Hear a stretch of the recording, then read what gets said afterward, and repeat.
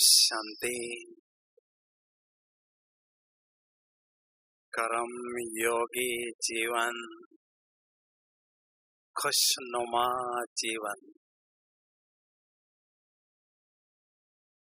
हम सभी ब्राह्मण बच्चों का लक्ष्य है कर्मातीत स्थिति को प्राप्त करना, और कर्मातीत स्थिति को प्राप्त करने के लिए कर्म योगी बनना परम आवश्यक है। जब तक कर्म योगी नहीं बनते हैं तब तक कर्मातीत नहीं बन सकते हैं। कर्म योगी अर्थात कर्म और योग साथ साथ होना। कर्म अलग हो योग अलग हो ऐसे नहीं, लेकिन दोनों साथ साथ होना। क्योंकि जब हम योग में रहकर कर्म करते हैं तो हमारे कर्मों में दिव्यता आती है, और जब हम बाबा की याद में कर्म करते हैं तो हमारे कर्म यादगार बन जाते हैं। बाबा ने मुरली में कहा है, मेरे बहादुर बच्चे वो हैं जो कर्म के साथ योगाभ्यास करने की क्षमता रखते हैं। कई समझते हैं जो हम हाथों से कर्म करते हैं वही कर्म है, लेकिन जो भी हमारी सूक्ष्म स्थूल कर्मेंद्रियां हैं, उन कर्मेंद्रियों के द्वारा जो भी हम कर्म करते हैं उनको कर्म करते हैं। तो ऐसे तो हम निरंतर कर्म करते रहते हैं, इसलिए हमें बाबा को भी निरंतर याद करना होगा। आंखों से देखना ये भी कर्म है, मन से सोचना ये भी कर्म है, कानों से सुनना ये भी कर्म है। तो सारे दिन भर में हम कर्म करते ही रहते हैं। कर्म योगी बनने की विधि क्या है? सबसे पहले हमें ये सोचना होगा, कर्म योगी अर्थात डबल फोर्स से काम करना। एक तो आत्मा का फोर्स है, और बाबा की याद में करने से परमात्म शक्तियों का भी हमें सहयोग मिलता है। जब हम डबल फोर्स से कार्य करते हैं तो उसमें सफलता हमें निश्चित मिलती है। जिस कार्य में भगवान का साथ हो उस कार्य में सफलता न मिले ये हो नहीं सकता है। इसलिए कर्म योगी बनने की विधि को जानना जरूरी है। पहली विधि है हाथों से या कर्मेंद्रियों से कर्म करना, और साथ साथ बुद्धि रूपी नेत्र से परम धाम में या सूक्ष्म वतन में बाबा को देखना। तो बाबा को जब हम देखते हैं तो बाबा से हमारा बुद्धियोग जुड़ जाता है और हमें शक्तियां मिलती रहती हैं। दूसरी विधि है कर्म करते समय ऐसा अनुभव करें कि बाप दादा मुझे देख रहे हैं। न केवल देख रहे हैं लेकिन मुझे सकार दे रहे हैं। तो इस विधि को अपनाकर भी हम कर्म के साथ योगाभ्यास करते जाते हैं। अभी कर्म योग हमारा सरल होता रहे, उसके लिए हमें कुछ एक बातों पर ध्यान देना जरूरी है, अभ्यास करते रहना जरूरी है। तो मैं कुछ एक महत्वपूर्ण बातें आपके सामने रखना चाहूंगा। पहली युक्ति, कर्म योगी बनने के लिए कर्म करते समय हमें कर्म कॉन्शियस नहीं बनना है, रोल कॉन्शियस नहीं बनना है, लेकिन सोल कॉन्शियस बनना है, अर्थात आत्मा का अभ्यास करते रहना है। गुप्त ही गुप्त हम स्वयं को आत्मा अनुभव करते रहें और जो भी हमारे संपर्क में आते हैं उनको भी आत्मिक दृष्टि से देखते रहें। तो मैं आत्मा आंखों से देख रही हूँ, मैं आत्मा हाथों से काम कर रही हूँ, ऐसा अनुभव करने से हमें थकावट नहीं आएगी। बाबा ने स्पष्ट कहा है कि आगे चलकर आप इतने बिजी हो जाएंगे जो आपको 4 घंटे भी आराम करने के लिए नहीं मिलेगा। इतने आप बिजी हो जाएंगे। उस समय केवल 4 मिनट अशरीरी स्थिति का अभ्यास करके हमें ऐसा अनुभव होगा कि मैंने 4 घंटे आराम किया है। मुझे याद है प्रकाश मणि दादी जी के संदर्भ में एक बात आपको बताता हूँ। बहुत पुरानी बात है, लगभग 82-83 की बात है। उन दिनों में बाबा हफ्ते में 2 बार आते थे। जो भी मधुबन में आता था बाबा को 2 बार मिलता था। और जब बाबा परमधाम वापस जाते थे तो दादी जी बाबा को विदाई देने के लिए आती थी। लेकिन एक बार बड़ा ग्रुप आने के कारण दादी बहुत व्यस्त रही और बुखार आने के कारण बाबा के पास विदाई देने के लिए नहीं जा सके।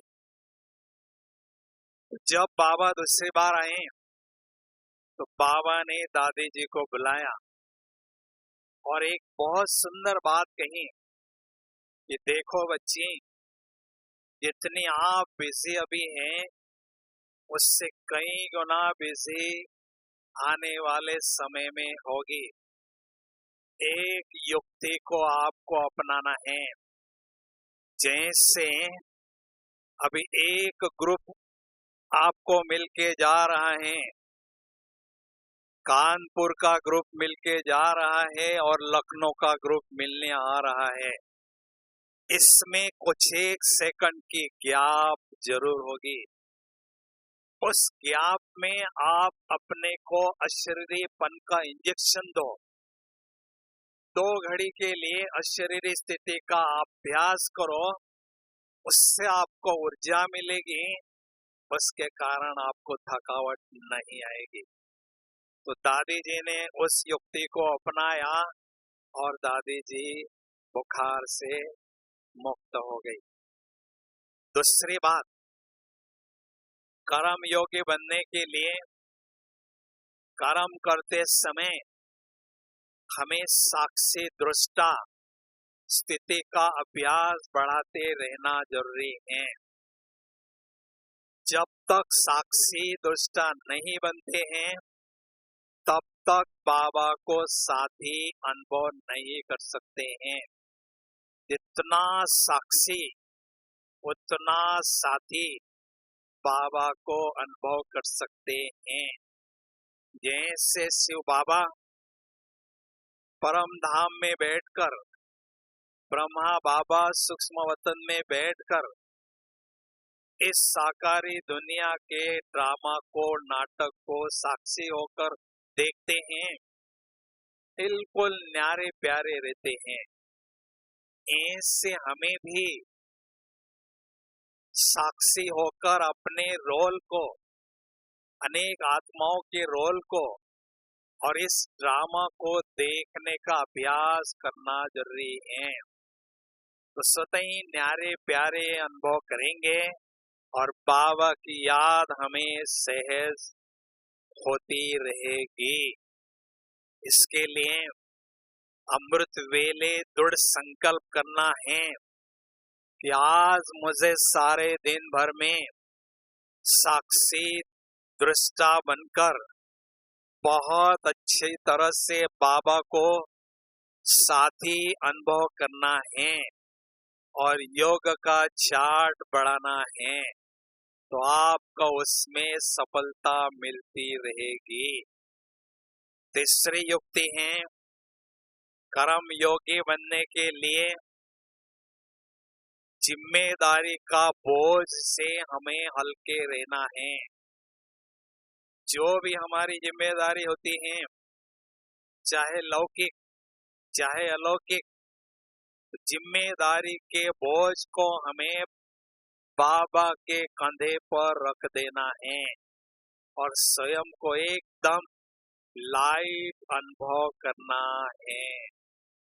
क्योंकि हल्की अर्थात है लकी, जो आत्मा हल्की रहती है वो आत्मा उड़ती रहती है और बाबा की याद से बहुत अविनाशी कमाई करती रहती हैं और अपने भाग्य के सितारे को चमकाती रहती है। इसलिए हमें अपनी जिम्मेदारी का बोझ बाबा को दे देना है और स्वयं को एकदम लाइट अनुभव करना है। मुझे प्रकाश मणि दादी जी के साथ 30 वर्षों तक मधुबन में रहने का सौभाग्य प्राप्त हुआ। तो उस दौरान मैं दादी जी को देखता था और दादी जी के जीवन से मैंने बहुत बातें सीखी। एक बार मैं दादी जी का इंटरव्यू ले रहा था तो दादी जी से प्रश्न पूछा कि दादी जी, आप इतने बड़े यज्ञ की जिम्मेदारी को संभाल रही हैं, इतने 6-7 हजार सेवा केंद्र हैं, उसकी जिम्मेदारी भी आप संभाल रही हैं, लेकिन इतनी बड़ी जिम्मेदारी संभालते हुए भी आप सदा लाइट रहती हैं। इसका गुह्य राज क्या है, ये मैं जानना चाहता हूँ। तो दादी जी ने बताया था कि देखो भैया, सबसे पहली बात, मैं स्वयं को निमित्त समझती हूँ। निमित्त अर्थात इंस्ट्रूमेंट समझती हूँ। मैं कुछ नहीं करती हूँ, करावनहार बाबा है। बुद्धि रूपी रस्सी उनके हाथ में है। जैसे बाबा मेरे से सेवा कराते हैं, मैं करती रहती हूँ, निमित्त समझती हूँ। दूसरी बात, मैं एक कंधे पर शिव बाबा को और दूसरे कंधे पर फरिश्ता स्वरूप में ब्रह्मा बाबा को अर्थात दुनिया के सबसे बड़े जो फोर्सेस हैं उनको अनुभव करती हूँ। उसके कारण जो भी समस्या आती है, जो भी विघ्न आता है, उनकी मदद से वो सहज ही पार हो जाता है। इसलिए मैं सदा लाइट रहती हूँ। हमें भी इस युक्ति को अपनाना है, अपनी जिम्मेदारी का बोझ बाबा को देना है। लेकिन क्या होता है, बाबा को हम जिम्मेदारी दे देते हैं लेकिन पुनः उसको वापस ले लेते हैं। क्यों भाई? हमें थोड़ा संशय आता है कि पता नहीं बाबा मुझे मदद करेंगे या नहीं, पता नहीं ये मेरा कार्य सफल होगा या नहीं। इस संशय के कारण हमें वो जिम्मेदारी वापस लेने की आदत हो चुकी है। तो हमें निश्चिंत रहना है बाबा को जिम्मेदारी देकर। चौथी बात है, कर्म करते समय हमें स्वमानधारी होकर रहने का अभ्यास करते रहना है, क्योंकि कर्म करते समय 3 बातों का प्रभाव आत्मा पर पड़ने की संभावना होती है। पहली बात, जो हम कर्म करते हैं उसका प्रभाव आत्मा पर पड़ सकता है। जो कर्म साथी होते हैं उनके स्थिति का प्रभाव हमारे पर पड़ सकता है। तीसरी बात, वहाँ का जो वातावरण वायुमंडल होता है उसका प्रभाव आत्मा पर पड़ सकता है। अभी इन तीनों बातों के प्रभाव से हमें न्यारे रहना है। उसके लिए बहुत सुंदर युक्ति है, सदा स्वमान में रहकर ईश्वरीय नशे का अनुभव करते जाना है। जब आत्मा पर ईश्वरीय नशे का प्रभाव होता है तो इन तीनों बातों के प्रभाव से हम निर्लिप्त रहते हैं, न्यारे रहते हैं। इतना ही नहीं, माया के राज में हम बैठे हैं तो माया दुश्मन के प्रभाव से भी हम न्यारे रहते हैं और बाबा के प्यारे अनुभव करते हैं। बाबा की याद हमें बहुत सहज होती है।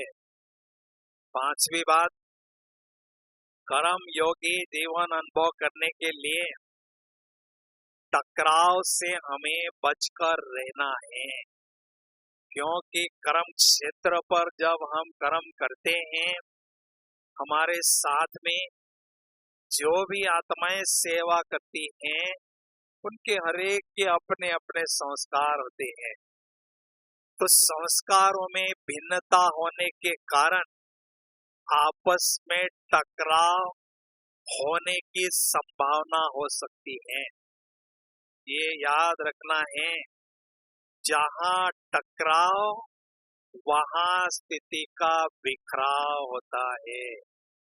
जिससे टकराव होता है उसके प्रति हमारे मन में व्यर्थ संकल्पों का तूफान उठता है और उसके कारण आत्मा की बहुत ऊर्जा नष्ट होती है।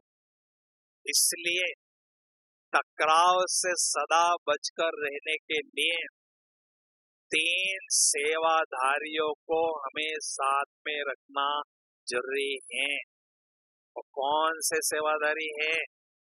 धैर्य, शांति और स्नेह।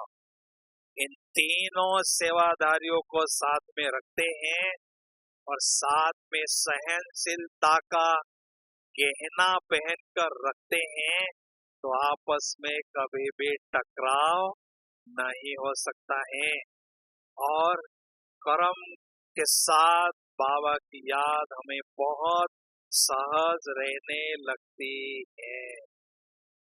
छठवीं बात है, कर्म योगी बनने के लिए जब भी हम शुरुआत कर्म की करते हैं उस समय अनुभव करना है कि मैं सूक्ष्म वतन से अवतरित हुआ फरिश्ता हूँ।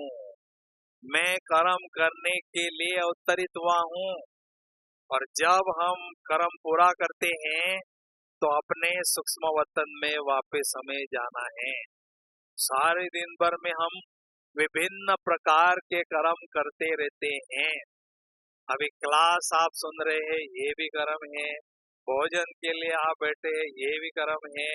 आप आराम करने जा रहे हैं, ये भी कर्म है। तो हर कर्म करते समय हमें ये अनुभव करना है, मैं अवतरित फरिश्ता कर्म करने के लिए आया हूँ, बाद में कर्म करके वापिस जाता हूँ। इससे क्या होता है, न्यारेपन की अनुभूति हमें सहज होती है और बाबा के प्यारेपन की अनुभूति होने लगती है। फरिश्ता अर्थात ईश्वरीय गुणों से संपन्न, ईश्वरीय शक्तियों से संपन्न और ईश्वरीय नशे से संपन्न, ऐसा फरिश्ता हमेशा उड़ता रहता है। उसके सारे रिश्ते अर्शवासी परमात्मा के साथ रहते हैं, इसलिए वो कर्म क्षेत्र पर रहते हुए भी सबसे न्यारा रहता है और बाबा का प्यारा होकर रहता है। सातवीं युक्ति है, कर्म योगी बनने के लिए हमें श्रेष्ठ कर्मों का खाता बढ़ाने पर ध्यान देना जरूरी है। हमारा लक्ष्य हो कि मुझे श्रेष्ठ कर्मों का खाता बढ़ाना है।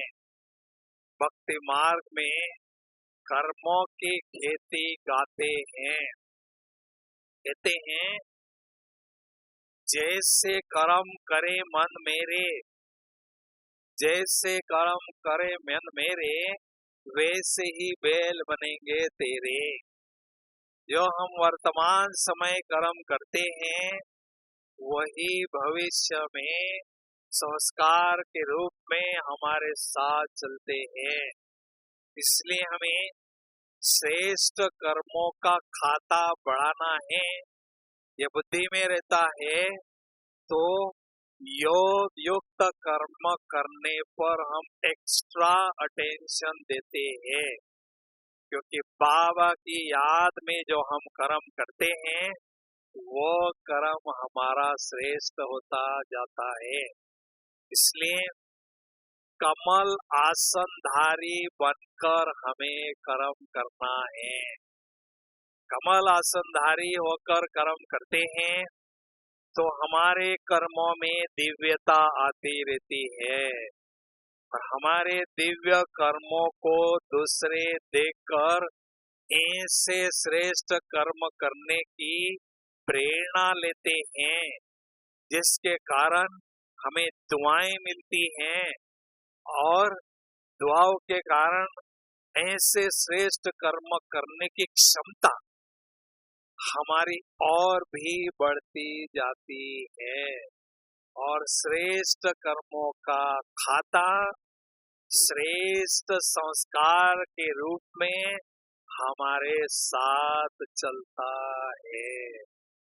जब हम शरीर छोड़ते हैं हमारे साथ कुछ भी नहीं चलता है। जो हमने कर्म श्रेष्ठ किए हैं, जिसको पुण्य कर्म कह सकते हैं, वो खाता हमारे साथ चलता है और उसके आधार पर हमें उज्जवल भविष्य प्राप्त होता है। दूसरी युक्ति है, कर्म योगी बनने के लिए नवी युक्ति है, इजी होकर कर्म करते रहे। जितना बेसी उतना इजी अनुभव करते रहे। इस कंप्यूटर एज में ऐसा हरेक के मन में लगता है, छोटे से लेकर बड़े के मन में एक ही बात फिट की हुई है कि मैं बहुत बिजी हूँ, मैं बहुत बिजी हूँ।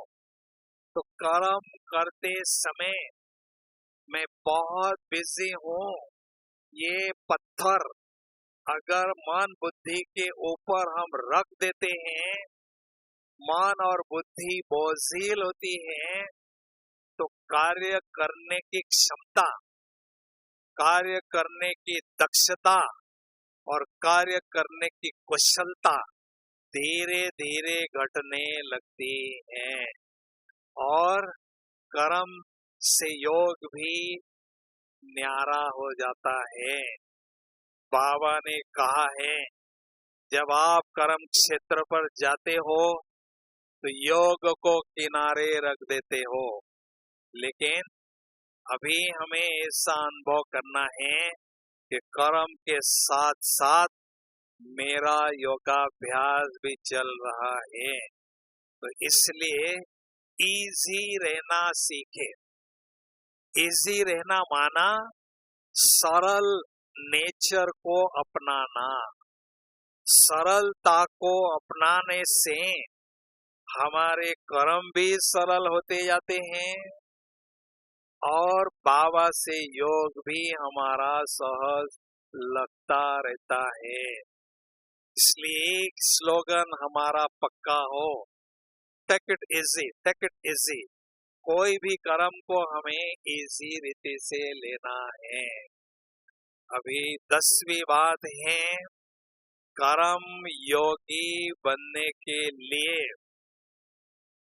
लेकिन आप एक बात ध्यान रखो कि जितना बिजी उतना इजी रहने की कला मेरे पास हो।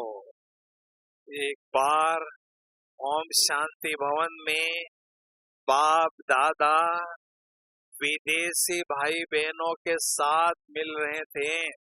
मुरली पूरी हो गई, उसके बाद बच्चों से मिल रहे थे। तो बाबा ने बच्चों से कहा, किसी का कोई प्रश्न हो तो आप पूछ सकते हो। तो एक विदेशी भाई खड़े होकर उन्होंने प्रश्न पूछा, बाबा हम लौकिक जिम्मेदारी भी संभालते हैं, जॉब करते हैं और बाबा के सेवा केंद्र की जिम्मेदारी भी संभालते हैं। सारा दिन भर घोड़े की तरह भागना पड़ता है और थक जाते हैं और अमृत वेले जैसे योगाभ्यास के लिए बैठते हैं तो माया को नमस्कार करते ही रहते हैं, माया को सैल्यूट मारते ही रहते हैं, जुट के खाते ही रहते हैं। बाबा क्या करें? तो बाबा मुस्कुराए। बाबा ने कहा, देखो इस दुनिया में सबसे बिजिएस्ट व्यक्ति कौन है? कौन है? ब्रह्मा बाबा। उनसे बढ़कर बिजी इस दुनिया में कोई भी नहीं है। सबसे ज्यादा बिजी रहकर, सबसे ज्यादा इजी रहकर बाबा कर्म योगी सैंपल बनकर दिखाया। वो आपका बाप है, किसी और का नहीं। अगर आपका बाप कर्म योगी नंबर 1 सैंपल बन सकता है तो आप नहीं बन सकते हैं। तो सुनकर उसने लंबी सांस ली। हाँ, बन तो सकता है, क्योंकि ये केवल प्रैक्टिकल हवा की बातें हम किसी को नहीं बताते हैं। हमारे सामने ब्रह्मा बाबा रोल मॉडल के रूप में उदाहरण मूर्त हैं। केवल हमें बाबा को फॉलो करना है, बाबा के पद चिन्हों पर कदम रखते जाना है। तो 10वीं बात है, कर्म योगी बनने के लिए दिव्य गुणों का दान करने का लक्ष्य रखना है। देखो दुनिया में जो लौकिक लोग होते हैं, कर्म क्षेत्र पर जाने के पहले अपने को बहुत अच्छी तरह से सजाते हैं, मेकअप करते हैं, फिर सेवा क्षेत्र में जाते हैं। तो ऐसे हमें भी दिव्य गुणों के आभूषणों से स्वयं का श्रृंगार करना है और बाद में ही कर्म क्षेत्र में उतरना है। तो हम दिव्य गुणों का दान दे सकते हैं। मुझे याद है मैं पहली बार मधुबन में 1976 में सेवाधारी बनकर आया था। तो हम 60 सेवाधारी बाबा से मेडिटेशन हॉल में पर्सनली मिल रहे थे। तो बाबा ने एक बहुत अच्छी बात हमें बताई थी, देखो समय अभी थोड़ा है कम, इसलिए एक ही साथ ट्रिपल सेवा करते चलो। अभी मधुबन में ट्रिपल सेवा कौन सी करेंगे भाई? एक तो कर्मणा सेवा, दूसरी मनसा सेवा, अब तीसरी कौन सी सेवा करेंगे? यहाँ तो सारे ज्ञानी हैं, किसको ज्ञान हम देंगे? तो दिव्य गुणों से सुशोभित चेहरे के द्वारा दिव्य गुणों का दान देने की सेवा हम ज्ञानियों की कर सकते हैं। तो इसलिए ये लक्ष्य अगर हमारा होता है तो हमें कर्म योगी बनने पर विशेष ध्यान देना जरूरी है।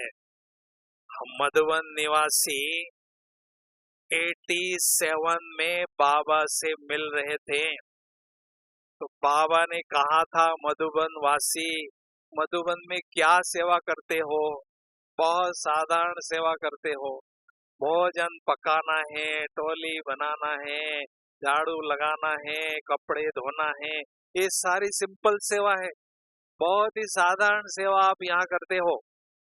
लेकिन कोई अगर आपको खिड़की से देखे, दरवाजे से देखे, तो ऐसा अनुभव करें कि ये होनहार फरिश्ते हैं, होनहार ये देवताएं हैं, ये कर्म कितने साधारण कर रहे हैं, लेकिन ये कितनी महान विभूतियां हैं, ऐसा वो अनुभव करते रहे। उसके लिए आवश्यक है कि कर्म भले साधारण हो, लेकिन स्थिति हमारी असाधारण हो, क्योंकि ये सिद्धांत है, जो कर्म करते समय हमारी आंतरिक स्थिति होती है, कोई हमें देखता है तो देखने वाले के मानस पटल पर हमारी स्थिति का रिफ्लेक्शन होता है, उसी अनुसार वो हमें अनुभव करता है। बहुत सुंदर उदाहरण बाबा ब्रह्मा जी का है। एक बार ब्रह्मा बाबा मधुबन में जो मेडिटेशन हॉल है, वहाँ एक पहाड़ी है, उस पहाड़ी पर दोपहर को 2 बजे निकर और बनियन पहनकर गोबर के गोले बना रहे थे। सभी आराम कर रहे थे, बाबा अकेले सेवा कर रहे थे। तो एक बूढ़ा व्यक्ति पांडव भवन के गेट से अंदर आया और सोचने लगा, इस संस्था का मुखिया कौन है, मैं जानना चाहता हूँ। चारों तरफ देखता है, कोई नजर नहीं आता है, लेकिन चलो वो पहाड़ी पर एक कोई व्यक्ति काम कर रहा है, उनसे पूछते हैं। तो व्यक्ति चलते चलते चलते बाबा के पास गया और बाबा ने जैसे ही उसके तरफ देखा, उसको बाबा के फरिश्ते स्वरूप का साक्षात्कार हुआ। जैसे फरिश्ते स्वरूप का साक्षात्कार हुआ, वो बाबा के पैर पकड़ने लगा। ये व्यक्ति कितना साधारण कर्म कर रही है, लेकिन ये बहुत महान विभूति है, ऐसा साक्षात्कार उसने किया। तो ऐसे ही हमें कर्म साधारण करना है, लेकिन स्थिति हमारी असाधारण अनुभव करना है। तो ऐसे कर्म योगी बनते बनते हमारा जीवन खुशनुमा होते रहता है, क्योंकि कर्म के द्वारा हमारी कमाई हो रही है और दूसरा योग के द्वारा भी कमाई हो रही है। तो इसलिए हमें क्या करना है, हम बहुत अच्छी तरह से डबल कमाई करते हैं, तो खुशी में दौड़ते रहना है। एक युक्ति और मैं आपको बताना चाहूंगा। कर्म योगी बनने के लिए कर्म के फल की आस न रखें। कर्म किए जा, फल की इच्छा मत कर, ये इंसान, यही है गीता का ज्ञान। कर्म करते जाओ, फल की इच्छा, फल की आस मत रखो। जैसे छोटा बच्चा कर्म करता है और अपने बाप को बताकर निश्चिंत होता है, कोई भी काम करता है, वैसे हमें कर्म करते जाना है, बाबा को बताना है और स्वयं को एकदम निश्चिंत अनुभव करना है। जब हम बेफिक्र अनुभव करते हैं तो बाबा की याद हमें बहुत अच्छी रहती है। इसलिए ऐसे कर्म योगी जीवन, खुशनुमा जीवन अनुभव करना है। डबल कमाई हो रही है, इतनी अविनाशी कमाई हो रही है, तो कमाई बहुत होती है तो खुशी हमें बहुत होती है, तो खुशनुमा जीवन हमें अनुभव होने लगता है। तो अभी हम बहुत सुंदर योग की अनुभूति करने जा रहे हैं चंद घड़ियों के लिए। हाँ भाई, करना चाहते हैं? बोलो, करना चाहते हैं तो एक बार जोरदार तालियां बजाएंगे।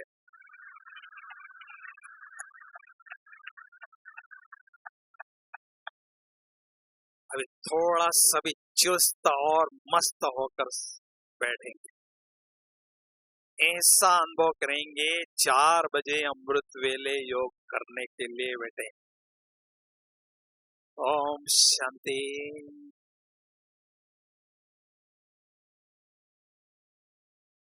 इस देह रूपी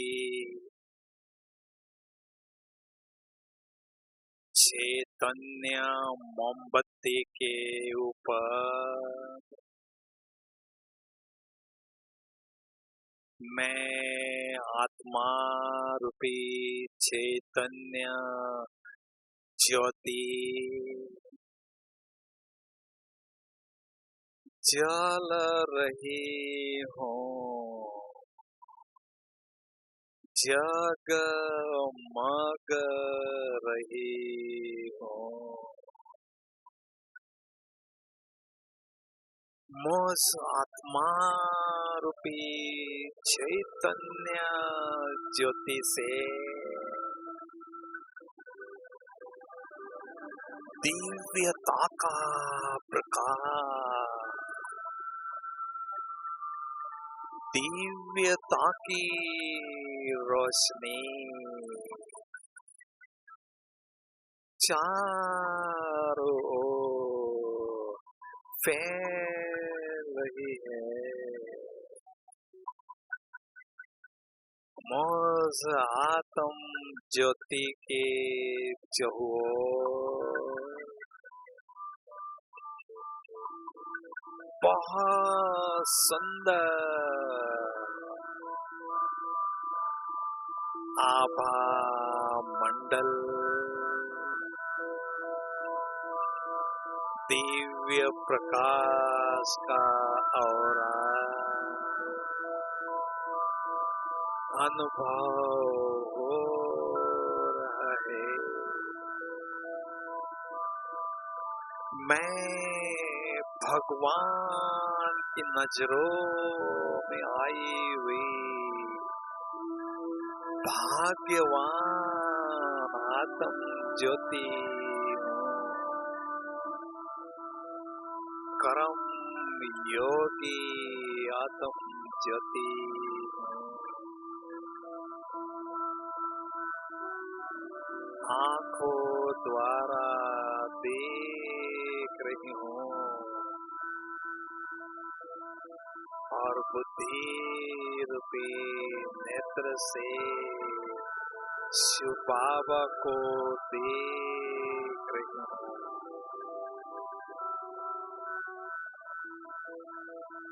मैं आत्मा रूपी चैतन्य ज्योति इस शरीर रूपी मोमबत्ती से न्यारी होकर दिव्य बुद्धि रूपी विमान में बैठकर दिव्य ज्योति धाम की ओर उड़ती हुई जा रही इस विश्व के गोले से पार चंद्र सूर्य तारा गण से भी पार उड़ती हुई जा रही हूँ जा रही हूँ। ओहो फरिश्तों की दुनिया में पहुंच गई हूँ जहाँ चारों ओर सफेद सफेद दिव्य प्रकाश प्रकाश है। पवित्रता है मोज आत्म ज्योति ने बहुत सुंदर दिव्य प्रकाश पुंज का चमकीला ड्रेस धारण किया है। कितना सुंदर है यह फरिश्ता स्वरूप ड्रेस। ओहो मेरे अति प्यारे अति मीठे ब्रह्मा बाबा अपने संपूर्ण फरिश्ता स्वरूप में मेरे समक्ष विराजमान है। मेरे प्यारे शिव बाबुल भी उनके भ्रुकुटी में चमक रहे हैं। स्नेह के सागर बाप दादा मुझसे अति स्नेह भरी दृष्टि दे रहे हैं। मैं फरिश्ता बाबा की दृष्टि से असीम प्यार और अथाह शक्तियों को अनुभव कर रही हूँ। बाबा की दृष्टि का आनंद लेते लेते बाबा की बाहों में समा गई। परम सुख की अनुभूति हो रही है।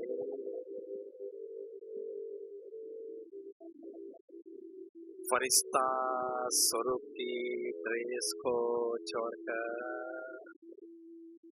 मैं निराकार ज्योति बिंदु आत्मा बुद्धि रूपी विमान में बैठकर निराकारी दुनिया की ओर उड़ती हुई जा रही हूँ।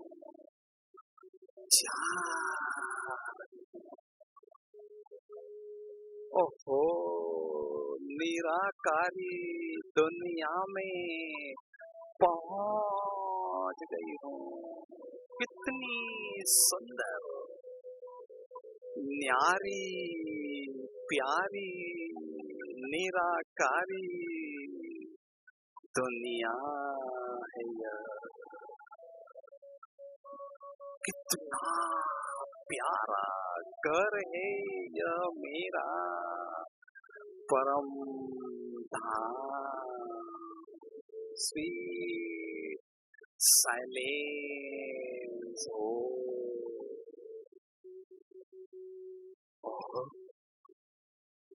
मेरे प्राणों के प्राण, मेरे प्राणेश्वर, सत्यम शिवम सुंदरम प्यारे शिव बाबुल, मुझ आत्म ज्योति के समक्ष विराजमान। मैं आत्म ज्योति अपने दिव्य चक्षु से बाबा की सुंदर छवि को निहार रही हूँ। उनकी सुंदरता का आनंद ले रही हूँ। बाबा मेरे नैनों के नूर बन चुके हैं। मेरे दिल की दुनिया में मेरे दिलारा बाबा ही बाबा है, बस बाबा ही बाबा है। बाबा ज्ञान सूर्य है, आध्यात्मिक शक्तियों की प्रचंड स्रोत है। शक्तियों के सागर ज्ञान सूर्य शिव पिता से अत्यंत शक्तिशाली किरणों की वर्षा निरंतर मुझ आत्म ज्योति पर हो रही है, होती ही जा रही है।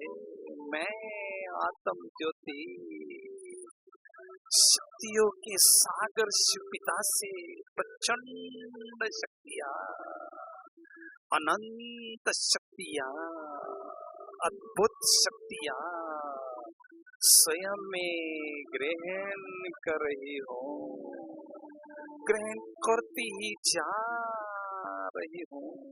योग की प्रखर अग्नि में मेरे पूर्व जन्मों के पाप पल भर में भस्म हो रहे हैं, भस्म होती ही जा रहे हैं। मैं आत्म ज्योति स्वयं को एकदम लाइट और शक्तियों से भरपूर अनुभव कर रही हूँ।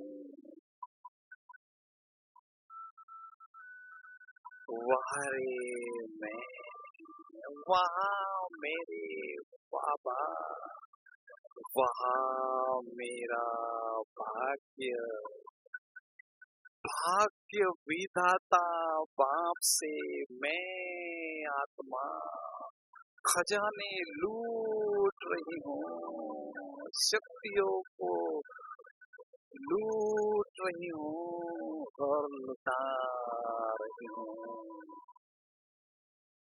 इतने विशाल परम धाम में मैं आत्म ज्योति, ज्योति सागर, महाज्योति, परम ज्योति शिव बाबा से मंगल मिलन मनाने का आनंद ले रही हूँ। शक्तियों से भरपूर आत्मा बुद्धि रूपी विमान में बैठकर निराकारी दुनिया से वापिस वाया सूक्ष्म वतन साकारी दुनिया की ओर आ रही हूँ, आ रही हूँ। और इस साकारी शरीर रूपी चैतन्य मोमबत्ती के ऊपर विराजमान हो चुके हैं। मोज चैतन्य आत्म ज्योति से शक्तियों की तरंगे चारों ओर फैल रही है, फैलती ही जा रही है। ज्ञान सूर्य से पिता से शक्तियों की किरणों का फाउंटेन डायरेक्ट परम धाम से मौज आत्म ज्योति पर पड़ रहा है। ओम शांति शांति शांति। ओम शांति।